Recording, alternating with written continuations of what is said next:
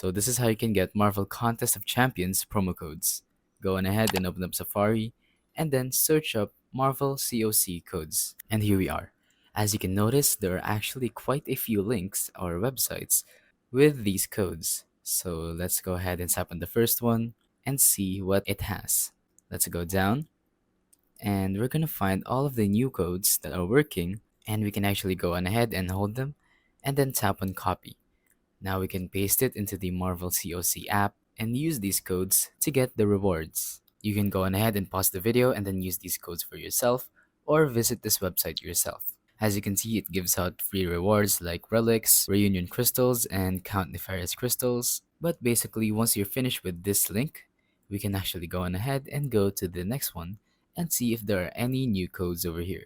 Because sometimes the other links don't contain every single code that you can claim, so it's best to check out the other codes. As you can see, this one has a new one called I am social, so you're gonna want to copy that real quick and then use it. And yeah, that's about it. That is how you can use and claim these codes for Marvel COC.